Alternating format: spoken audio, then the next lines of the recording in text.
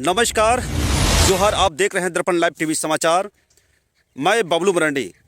जैसे कि आप सबको पता है, इन दिनों में छात्र आंदोलन कर रहे हैं। बीपीएससी छात्रों के द्वारा पटना में लगातार अपनी मांगों को लेकर अड़े हुए हैं और सरकार पर सवाल पे सवाल खड़े किए हुए हैं।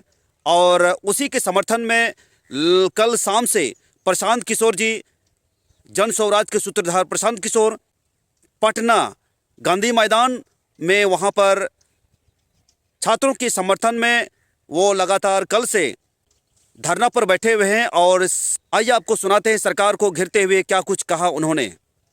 बच्चों की बात को मानेगी और बच्चे जो चाहते हैं जहां तक संभव हो सके उनकी बात को माना जाए। अगर सरकार नहीं मानेगी तो ये बच्चे, पूरे बिहार के युवा, जो लोग भी इन बच्चों के साथ सिंपैथी रखते हैं वो, और जो भी सरकार के इस लाठी तंत्र के खिलाफ हैं, वो सारे लोग पूरे राज्य में एक दिन भी हम लोग चैन से बैठने वाले नहीं हैं। और 2 जनवरी से अगर ये मामला नहीं निपटा तो मैं स्वयं प्रशांत किशोर, मैं इनडिफिनिट यहां पर धरने पर खुद बैठूंगा इन बच्चों के समर्थन में, इन 5 मांगों के समर्थन में। कहीं एक कदम भी पीछे हटने का सवाल नहीं है। बिल्कुल आप समझ लीजिए, छात्रों का आंदोलन है, खुला है मंच, हर दल के, हर विचारधारा के लोग उसमें आते हैं। कोई कुछ बोल दिया, कोई बात नहीं है, वो छात्रों का आपस का मामला है। ये जो लड़के हैं अगर हमारे खिलाफ बोल रहे हैं, पक्ष में बोल रहे हैं, कोई शिकायत नहीं है, मेरी इनसे कोई शिकायत नहीं है। हम राजनीति करने नहीं आए हैं।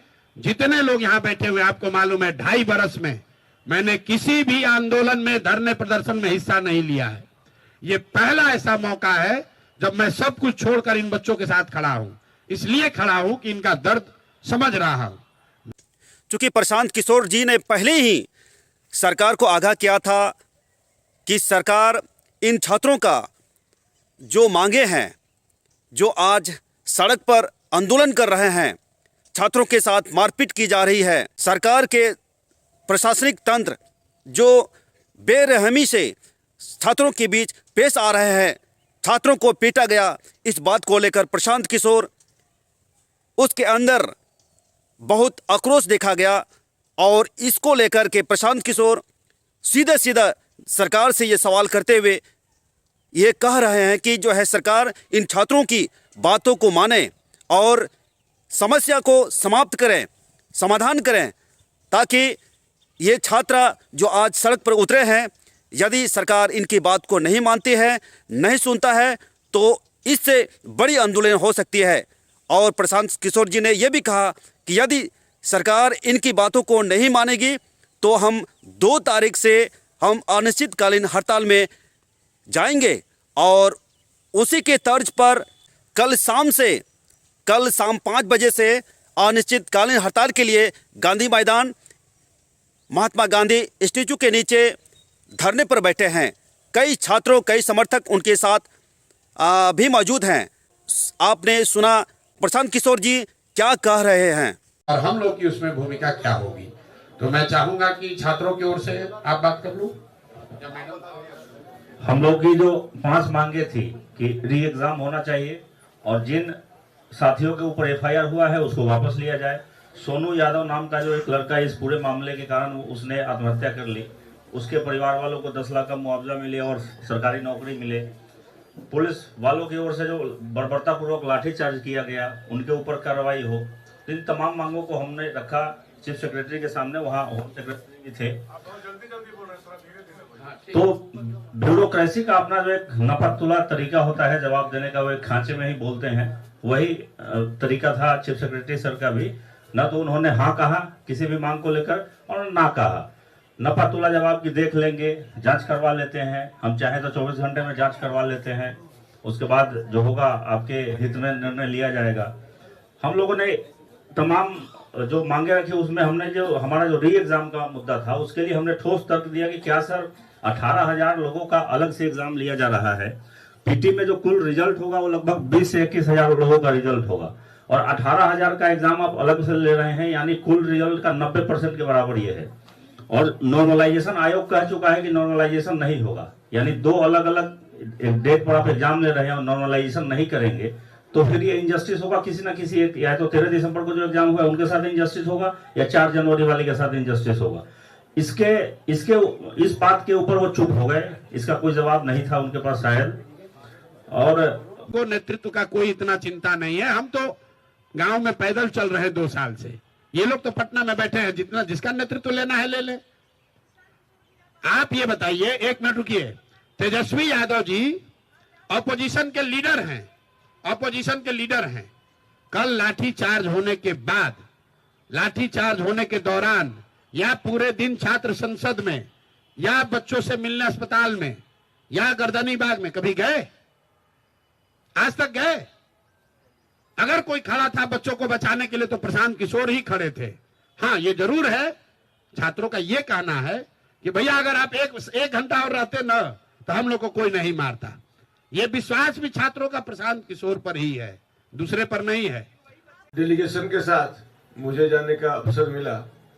मैं यही कहूंगा कि आज मुख्य सचिव महोदय ने जितनी शालीनता के साथ संवेदनशील होकर सभी विद्यार्थियों की मांग सुनी, अच्छे माहौल में, कोई आर्गुमेंट नहीं, कोई काउंटर आर्गुमेंट नहीं, हर बात को सुना, हर को नोट किया और उन्होंने ये कहा कि आपकी इन बातों से हम चर्चा भी करेंगे, जांच भी करेंगे और मुख्यमंत्री जी को अवगत भी कराएंगे। ये जैसा कि छात्रों ने, साथियों ने बताया, उन्होंने कोई निर्णय नहीं दिया है, निर्णय नहीं किया है। संभव है कि उनके स्तर की बात ना हो, संभव है कि उनको और विचार विमर्श की जरूरत हो, संभव है कि उनको चीफ मिनिस्टर से क्लियरेंस की जरूरत हो। मामला चाहे जो भी हो, जहां है वहीं है। हम लोगों ने अपनी बात लोकतांत्रिक तरीके से उनके सामने रख दी है। अब ये उन पर है कि इस पर त्वरित कार्रवाई हो। अभी हम साथियों ने मिलने के बाद ये जो लोग लौट कर आए हैं तय किया है कि 48 घंटे का समय, 2 दिन का समय हम लोग को सरकार को देना चाहिए, लोकतांत्रिक मर्यादाओं को ध्यान में रखकर। क्योंकि चीफ मिनिस्टर आज शायद पटना में नहीं है, रात में लौटेंगे, तो हम लोग 48 घंटे तक चीफ मिनिस्टर के आने का और आज जो चर्चा हुई है उस पर अधिकारीगण मिलकर जो निर्णय लेना चाहते हैं। क्योंकि मुझे जो बताया गया है कि बैठक के दौरान भी उन्होंने कहा है कि ये सब जांच जो हम 24 घंटे में भी करा सकते हैं।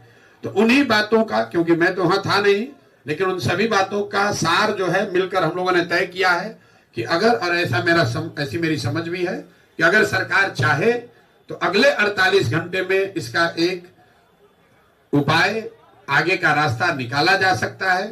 छात्र पूरी तरीके से आंदोलन से अलग हटकर पढ़ना चाहते हैं, अपनी जिंदगी बनाना चाहते हैं, ये टकराव का रास्ता नहीं चाहते हैं, कोई भी टकराव का रास्ता नहीं चाहता है। छात्रों ने एक कदम बढ़ाया है तो अब सरकार पर है कि सरकार भी एक कदम बढ़ाए, मामले को खत्म करे। ये बिहार के उसी दौरान करीब वहां मेरे सिट आउट खत्म होने के 45 मिनट के बाद मुझे ये सूचना मिली कि पुलिस ने वहां पहले वाटर कैनन का प्रयोग किया और फिर छात्रों पर बर्बरतापूर्ण लाठीचार्ज किया गया है। तो पहली बात मैं आपको क्लियर करना चाहता हूं कि प्रशांत किशोर वहां से नहीं हटे हैं। प्रशांत किशोर के हटने के बाद पुलिस ने लाठीचार्ज किया है और ये गलत है, सरासर गलत है। और किसी भी हालत में जिन लोगों ने भी ये गलती करी है उनको छोड़ा नहीं जाएगा।